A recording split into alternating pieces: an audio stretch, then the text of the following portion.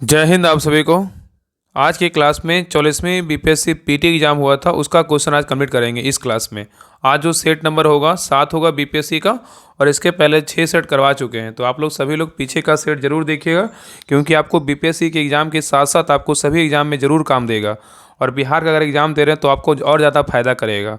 तो बिहार दरोगा, Bihar police, BSc और बीपीएससी टीआरई 4, उस सभी के लिए जो है ना आपको बहुत ही क्लास जो है ना बहुत महत्वपूर्ण होगा।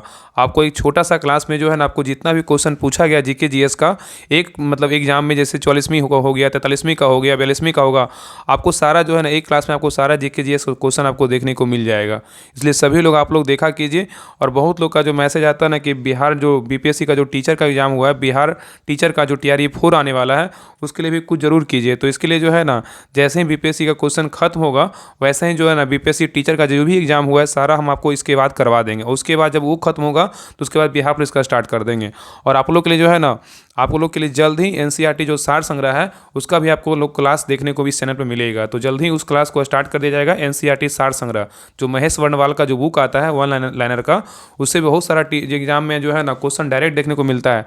अभी हाल ही में देख लीजिए बीपीएससी जो टीचर का एग्जाम हुआ था, उसमें बहुत सारे क्वेश्चन एनसीईआरटी सार संग्रह से देखने को मिला था। और बिहार दरोगा में बहुत सारे क्वेश्चन आता है। जो भी एग्जाम दीजिएगा आपको बहुत सारे क्वेश्चन आपको उस बुक से देखने को मिलता है। तो उसका भी जो है ना जल्द इस चैनल पर क्लास स्टार्ट होगा। तो आप लोग बस क्लास को शेयर कीजिए, और अच्छा लगे तो क्लास को लाइक ज़रूर कीजिए। और दोस्तों में जो है ना हर ग्रुप में, अपने जितना भी आपके ग्रुप है आपको सभी ग्रुप में शेयर जरूर कीजिए। और उसका जो है ना सभी का पीडीएफ आपको टेलीग्राम चैनल पर दिया जाएगा, इसलिए सभी लोग टेलीग्राम चैनल ज्वाइन कर लीजिएगा।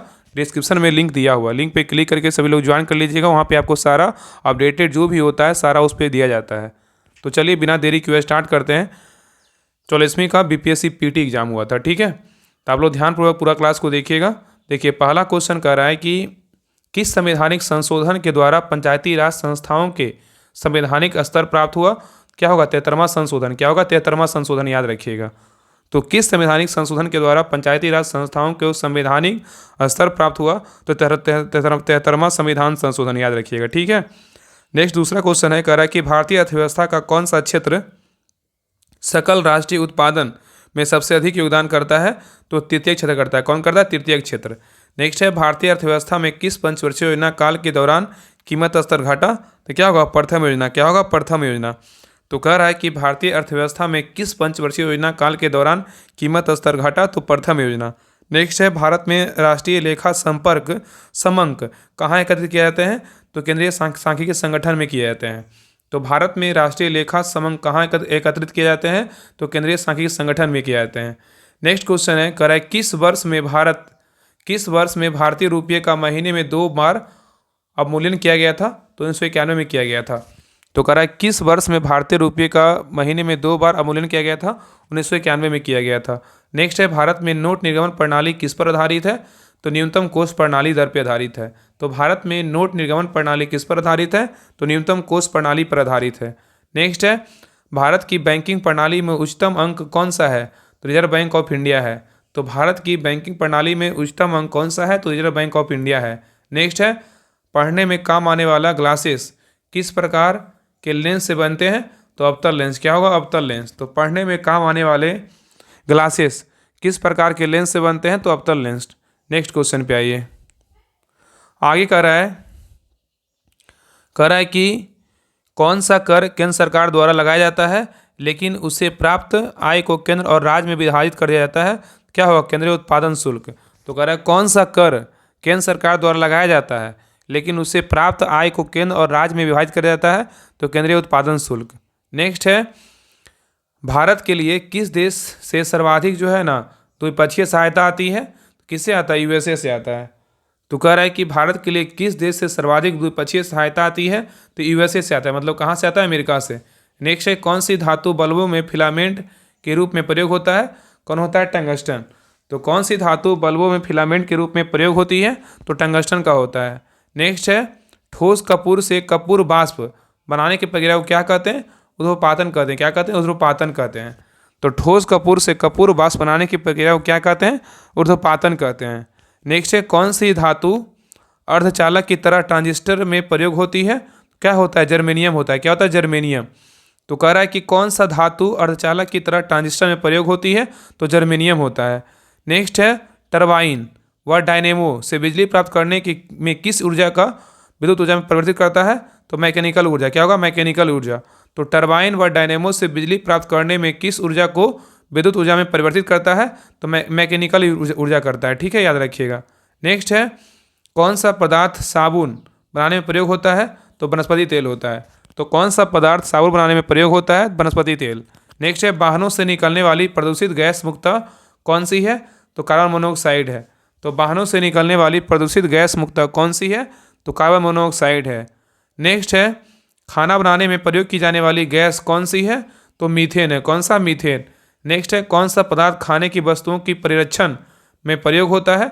तो सोडियम बेंजोइट। तो कह रहा है कौन सा पदार्थ खाने की वस्तुओं का परिरक्षण करने में प्रयोग होता है? तो सोडियम बेंजोइट। नेक्स्ट है, पौधे या पेड़ का खाना तैयार करने की प्रक्रिया क्या कहलाती है?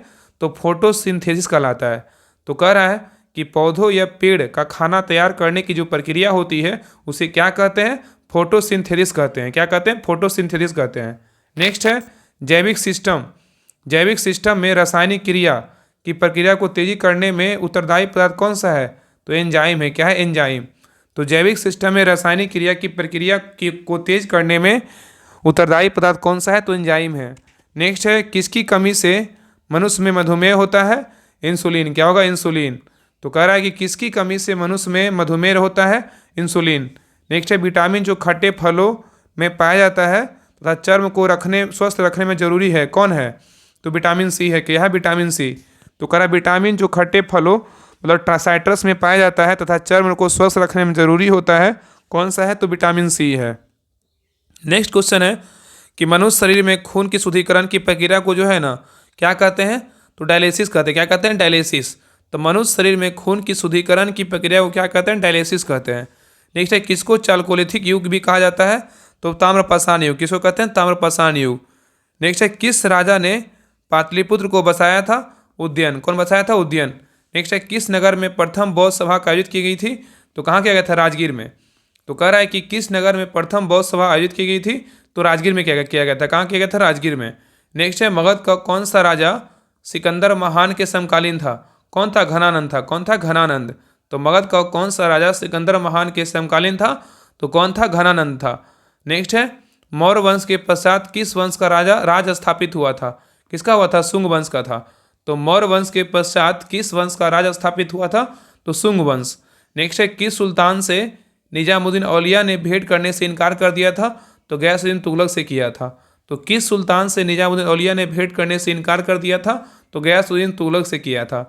नेक्स्ट है, किस सुल्तान ने पहले हजरत आला की उपाधि अपनाई और बाद में सुल्तान की? तो कौन था? बहलोल लोदी। तो कह रहा है किस सुल्तान ने अपने हजरत आला की उपाधि अपनाई और बाद में सुल्तान की? तो कौन था? बहलोल लोदी। नेक्स्ट है, किस सुल्तान ने फलों की गुणवत्ता सुधारने के लिए उपाय किए? तो फिरोज शाह तुगलक किया। कौन किया? फिरोज शाह तुगलक।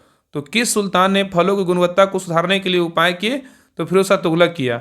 नेक्स्ट है, किस सुल्तान ने एक नगर बसाया जहां अब क्या है? आगरा है। क्या है? सिकंदर लोदी। आगरा शहर को किसने बसाया? तो सिकंदर लोदी ने बसाया। नेक्स्ट क्वेश्चन पे आइए। कह रहा है प्रथम कर्नाटक युद्ध का तत्कालीन कारण क्या था? तो ऑस्ट्रिया की राजगद्दी की जंग। तो कह रहा है प्रथम कर्नाटक युद्ध का तत्कालीन कारण क्या था? तो ऑस्ट्रिया की राजगद्दी की जंग। नेक्स्ट है, किस मुगल बादशाह को वजीर गजाउद्दीन ने दिल्ली में दाखिल नहीं होने दिया था? तो शाह आलम द्वितीय को किया था। ठीक है, कह रहा है किस मुगल बादशाह को वजीर गजाउद्दीन ने दिल्ली में दाखिल नहीं होने दिया था? तो शाह आलम द्वितीय। नेक्स्ट है, किस अंग्रेज अधिकारी ने पुर्तगालियों को सौली के स्थान पर हराया था? तो कौन था? थॉमस बेस्ट था। तो कह रहा है किस अंग्रेज अधिकारी ने पुर्तगालियों को सौली के स्थान पर हराया था? तो कौन था? थॉमस बेस्ट था। कौन था? Thomas best. नेक्स्ट क्वेश्चन पे आइए। नेक्स्ट कह रहा है कि किस अधिनियम के तहत लॉर्ड कॉर्नवालिस को अपनी काउंसिल फैसलों को रद्द करने का अधिकार मिला था? 1786 का एक्ट। तो कह रहा है किस अधिनियम के तहत लॉर्ड कॉर्नवालिस को अपनी काउंसिल के फैसले को रद्द करने का अधिकार मिला था? 1786 का एक्ट। नेक्स्ट है, किस भारतीय नेता ने लंदन में प्रथम गोलमेज कॉन्फ्रेंस में भाग लिया था? मौलाना मोहम्मद अली। तो कह रहा है किस भारतीय नेता ने लंदन में प्रथम गोलमेज कॉन्फ्रेंस में भाग लिया था? तो मौलाना मोहम्मद अली। नेक्स्ट है, किस नेता ने 1906 ईस्वी में कलकत्ता कांग्रेस अधिवेशन की अध्यक्षता की थी? दादा भाई नौरोजी ने किया था। कौन के? दादा भाई नौरोजी ने किया था। तो कह रहा है किस नेता ने 1906 ईस्वी में कलकत्ता कांग्रेस अधिवेशन की अध्यक्षता की थी? दादा भाई नौरोजी। नेक्स्ट है व्यक्तिगत सत्याग्रह। कह रहा है व्यक्तिगत सत्याग्रह किसने आरंभ किया था? तो विनोबा भावे ने किया था। नेक्स्ट है किसकी दृष्टि में क्रिप्स प्रस्ताव एक टूटते हुए बैंक के नाम से एक उत्तर दिनांकी चेक था? तो महात्मा गांधी। कौन था? महात्मा गांधी। तो कह रहा है किसकी दृष्टि में जो है ना क्रिप्स प्रस्ताव एक टूटते हुए बैंक के नाम एक उत्तर दिनांकी चेक था? तो महात्मा गांधी की दृष्टि में। नेक्स्ट है भारत छोड़ो आंदोलन कब शुरू हुआ था? 1942 में शुरू हुआ था। तो भारत छोड़ो आंदोलन कब शुरू हुआ था? 1942 ईस्वी में शुरू हुआ था। नेक्स्ट है फॉरवर्ड ब्लॉक की स्थापना किसने की थी? सुभाष चंद्र बोस ने किया था। कौन क्या? सुभाष चंद्र बोस ने किया था, याद रखिएगा। नेक्स्ट है दांडी यात्रा कब शुरू की गई थी? 1930 में। कब किया गया था? 1930 में। नेक्स्ट है कांग्रेस सोशलिस्ट पार्टी की पहली बैठक जो है कहाँ हुई थी? तो पटना में हुआ था। कहाँ हुआ था? पटना में। तो कांग्रेस सोशलिस्ट पार्टी की पहली बैठक जो है कहाँ हुआ था? तो पटना में हुआ था। कहाँ हुआ था? पटना में। नेक्स्ट है भारतीय राष्ट्रीय कांग्रेस की स्थापना किसने की थी? तो ए ओ हुम ने किया था। कौन किया था? ए ओ हुम ने किया था। नेक्स्ट है बंगाल का विभाजन कब हुआ था? 1905 में हुआ था। कब हुआ था? 1905 में हुआ था। नेक्स्ट है भारतीय राष्ट्रीय कांग्रेस का प्रथम अधिवेशन जो है कहाँ हुआ था? तो मुंबई में हुआ था। तो भारतीय राष्ट्रीय कांग्रेस का प्रथम अधिवेशन कहाँ हुआ था? मुंबई में। नेक्स्ट है महात्मा गांधी दिसंबर 1931 ईस्वी में खाली हाथ कहाँ से भारत लौटे थे? लंदन से। तो कह रहा है महात्मा गांधी दिसंबर 1931 में खाली हाथ कहाँ से लौटे थे? तो लंदन से। नेक्स्ट है गांधी इरविन समझौते पर हस्ताक्षर कब हुआ था? 1931 में ईस्वी में हुआ था। तो गांधी इरविन समझौते पर हस्ताक्षर कब हुआ था? 1931 ईस्वी में हुआ था। नेक्स्ट है असहयोग आंदोलन का आरंभ कब किया गया था? 1920 ईस्वी में। तो असहयोग आंदोलन का आरंभ कब किया गया था? 1920 ईस्वी में किया गया था। नेक्स्ट है जयप्रकाश नारायण किस आंदोलन से संबंधित थे? तो भारत छोड़ो आंदोलन। क्या होगा? भारत छोड़ो आंदोलन। तो कह रहा है जयप्रकाश नारायण किस आंदोलन से संबंधित है? तो भारत छोड़ो आंदोलन। नेक्स्ट है गद्दी। गद्दी जो है ना लोग कहाँ का निवासी है? तो हिमाचल प्रदेश का। तो कह रहा है गद्दी लोग कहाँ का निवासी है? तो हिमाचल प्रदेश का। नेक्स्ट है मानस नदी किस नदी का उपनदी है? तो ब्रह्मपुत्रा का है। किसका है? ब्रह्मपुत्रा का। नेक्स्ट है किस नदी पर शिव समुद्रम जलप्रपात अवस्थित है? तो कावेरी। क्या होगा? कावेरी। तो कह रहा है किस नदी पर शिव समुद्रम जलप्रपात अवस्थित है? तो कावेरी। नेक्स्ट है गंगा नदी के किनारे सबसे बड़ा शहर कौन सा है? तो कानपुर है। क्या है? कानपुर। नेक्स्ट है कौन सी नदी भ्रंश द्रोणी से होकर बहती है? तो नर्मदा। कौन सा नदी है? नर्मदा।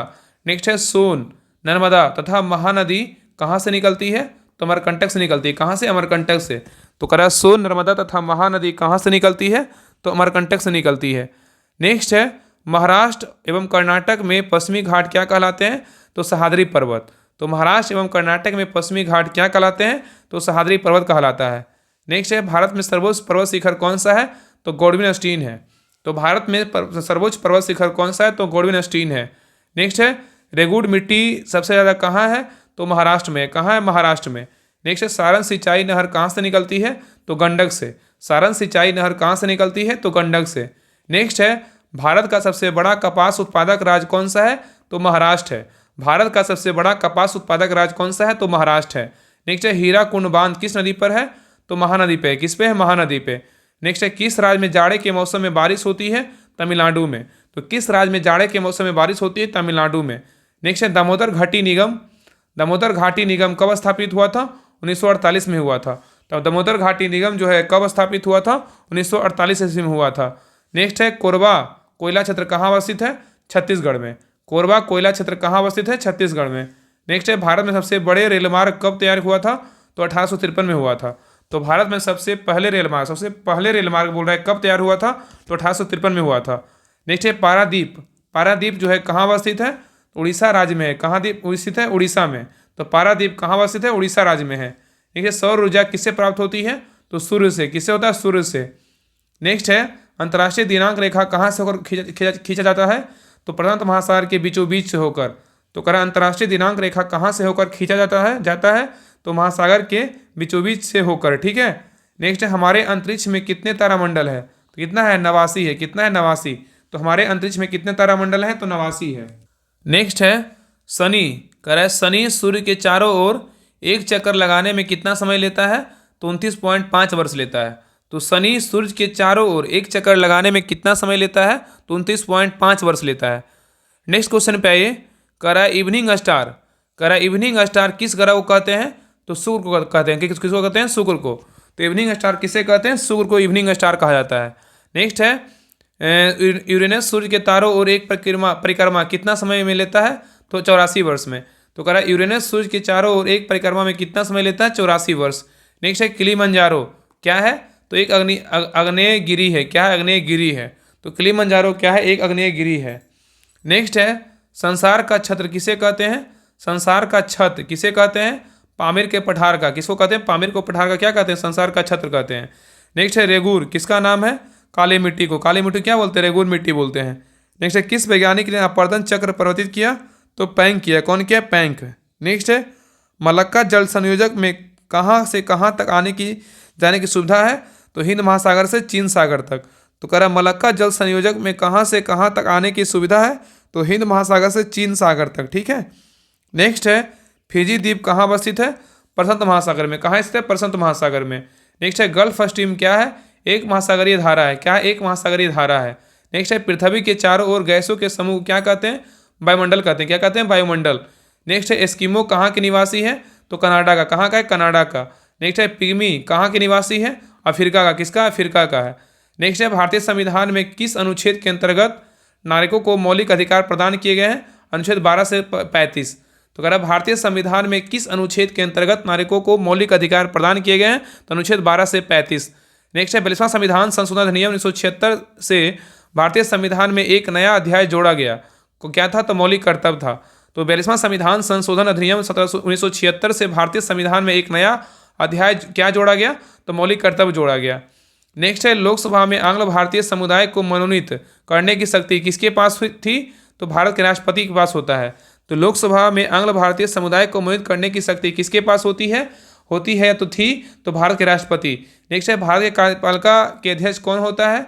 तो राष्ट्रपति। भारत के कार्यपालिका का अध्यक्ष कौन होता है? राष्ट्रपति। नेक्स्ट है संघीय लोक सेवा आयोग के अध्यक्ष की नियुक्ति कौन करता है? तो राष्ट्रपति करते हैं। कौन करते हैं? राष्ट्रपति करते हैं। नेक्स्ट है भारत में राष्ट्रपति का चुनाव किस प्रक्रिया द्वारा होता है? तो एकल हस्तांतरित मत प्रणाली द्वारा। तो भारत में राष्ट्रपति का चुनाव किस प्रक्रिया द्वारा होता है? एकल हस्तांतरणीय मत प्रणाली द्वारा। नेक्स्ट है भारत में राज्य विधान पालिकाओं का उच्च सदन कौन सा है? तो विधान पालिका परिषद है। तो भारत में राज्य विधान पालिकाओं का उच्च सदन कौन सा है? तो विधान पालिका परिषद है। ठीक है। नेक्स्ट आइए। नेक्स्ट कह रहा है कि भारत सरकार को कानूनी विषयों पर कौन परामर्श देता है? तो अटॉर्नी जनरल देता है। कौन देता है? Attorney general. तो भारत सरकार को कानूनी विषयों पर परामर्श कौन देता है? Attorney general. नेक्स्ट है उच्चतम न्यायालय के न्यायाधीशों की संख्या में वृद्धि करने की शक्ति किसके पास है? तो संसद के पास। तो उच्चतम न्यायालय के न्यायाधीशों की संख्या वृद्धि करने की शक्ति किसके पास है? संसद के पास। नेक्स्ट है प्रथम भारतीय उपग्रह आर्यभट्ट कब छोड़ा गया था? 19 अप्रैल 1975 को छोड़ा गया था। तो प्रथम भारतीय उपग्रह आर्यभट्ट कब छोड़ा गया था? 19 अप्रैल 1975 को छोड़ा गया था। नेक्स्ट है किस भारतीय को रॉबर्ट क्लाइव ने बिहार का नायब दीवान नियुक्त किया था? तो सीताब राय। तो कह रहा है किस भारतीय को रॉबर्ट क्लाइव ने बिहार का नायब दीवान नियुक्त किया था? तो सीताब राय। नेक्स्ट है पट अंचल जो है ना कहाँ अवस्थित है? तो झारखंड में। कहाँ है? झारखंड में। नेक्स्ट है बिहार का कितना प्रतिशत जमीन लेकर झारखंड राज्य बना? तो 45.85%। तो बिहार का कितना प्रतिशत जमीन लेकर झारखंड राज्य बना? तो 45.85%। नेक्स्ट है बिहार के सबसे बड़े जिला कौन सा है? तो गया। बिहार का सबसे बड़ा जिला बोलेगा तो कौन सा है? तो गया। और सबसे गर्म जिला बोलेगा तो गया ही है। नेक्स्ट है झारखंड राज्य कब स्थापित हुआ था? 2000 ईस्वी में। जैसे ब्रिटिश शासन के दौरान बिहार को एक अलग प्रांत का दर्जा किस वर्ष प्राप्त हुआ? तो 1912 ईस्वी में। तो ब्रिटिश शासन के दौरान बिहार को एक अलग प्रांत का दर्जा किस वर्ष प्राप्त हुआ? 1912 में। नेक्स्ट है किस नगर में जापानियों ने विश्व शांति स्तूप का निर्माण कराया? बोध गया। तो कह रहा है किस नगर में जापानियों ने विश्व शांति स्तूप का निर्माण करवाया? तो कहाँ करवाया? बोध गया में। कहाँ करवाया? बोध गया में। यहाँ पे आप लोग सुधार लीजिएगा। यहाँ पे जो है ना बोध गया नहीं होगा, राजगीर होगा, याद रखिएगा। यहाँ पे कह रहा है ना कि किस नगर में जापानियों ने विश्व शांति स्तूप का निर्माण करवाया, तो यहाँ बोध गया नहीं, राजगीर होगा। क्या होगा? राजगीर, याद रखिएगा। यहाँ पे ना राजगीर होगा। हमको लगा ना कि एक बोध गया में भी है, लेकिन यहाँ विश्व शांति स्तूप एक ही है ना बिहार में। कहाँ है? तो राजगीर में है, याद रखिएगा। तो ये राजगीर होगा, बोध गया नहीं होगा। ये बोध गया नहीं होगा, यहाँ पे राजगीर होगा। आप लोग सुधार लीजिएगा। ठीक है। यहाँ पे कह रहा है किस नगर में जापानियों ने विश्व शांति स्तूप का निर्माण करवाया? तो राजगीर में करवाया। ठीक है। आप लोग कमेंट में बता दीजिएगा। आगे देख कर रहा है कि बिहार में तेल शोधक कारखाना कहाँ है? तो बरौनी में है। कहाँ है? बरौनी में। नेक्स्ट है पलामू रांची किस खनिज के लिए प्रसिद्ध है? तो बॉक्साइट ऐश के लिए। किसके लिए? बॉक्साइट ऐश के लिए। नेक्स्ट है बिहार राज्य की मुख्य नकदी फसल कौन सी है? तो गन्ना है। क्या है? गन्ना। नेक्स्ट है बिहार का कौन सा शहर वन जीव सेंचुरी और राष्ट्रीय पार्क के लिए प्रसिद्ध है? तो गया है। क्या है? गया। तो बिहार का कौन सा शहर वन जीव सेंचुरी और राष्ट्रीय पार्क के लिए प्रसिद्ध है? तो गया। नेक्स्ट है डॉक्टर राजेंद्र प्रसाद कहाँ के रहने वाले थे? तो बिहार के। कहाँ के थे? बिहार के। नेक्स्ट है बिरसा मुंडा किसके पक्ष में थे, तो झारखंड, क्या होगा झारखंड। तो बिरसा मुंडा किसके पक्ष में थे, झारखंड। नेक्स्ट है तेल एवं प्राकृतिक गैस आयोग कब स्थापित हुआ था, 1956 में। तो तेल एवं प्राकृतिक गैस आयोग कब स्थापित हुआ था, तो 1956 में वो स्थापित हुआ था। तो ये सेट था 7 था, और इसमें जो है ना 44वीं बीपीएससी पीटी एग्जाम पूरा जो जितना भी क्वेश्चन पूछा गया था वो सारा आपको हम खत्म करवा दिए हैं। तो अगले क्लास में जो 44वीं नहीं 45वीं का देखेंगे, जो सेट नंबर 8 होगा। तो सभी लोग क्लास को शेयर कीजिएगा, और क्लास कैसा लगा आप लोग कमेंट में जरूर बताइएगा, और सभी ग्रुप में क्लास को शेयर जरूर कीजिएगा। अगर चैनल पे नए हैं तो चैनल को सभी लोग सब्सक्राइब जरूर कर लीजिए, और जिनको भी बिहार दरोगा का पेड बैच ज्वाइन करना है सभी लोग ज्वाइन कर लीजिए। ये बैच जो है रनिंग में है, और इसके बाद कोई बैच नहीं आएगा। इस बैच को ज्वाइन करने के बाद आपको सारा PDF जो यूट्यूब पे क्लास होता है और जो भी होमवर्क जो मिलता है वो सारा आपको इस ग्रुप में जो है ना, जो भी बुक आपको दिख रहा है वो सारा बुक आपको इस ग्रुप में कंप्लीट करवाया जाएगा, ठीक है। तो आप लोग ज्वाइन करिए, इस ग्रुप में ज्वाइन करके जो है ना बिहार दरोगा का जो भी बुक आएगा इसमें आपको करवाया जाएगा। इसलिए निश्चिंत होकर ज्वाइन कीजिए। 149 फी लग रहा है, और सारा डिटेल वगैरह टेलीग्राम चैनल पे डला हुआ है। तो अधिक जानकारी के लिए आप नंबर पे भी कॉल कर सकते हैं, या तो फिर आप सारा जो डिटेल पढ़ करके वहाँ पे नीचे ID है तो ID पे भी मैसेज कर सकते हैं। तो मिलते हैं नेक्स्ट क्लास में, तब तक के लिए जय हिंद जय भारत।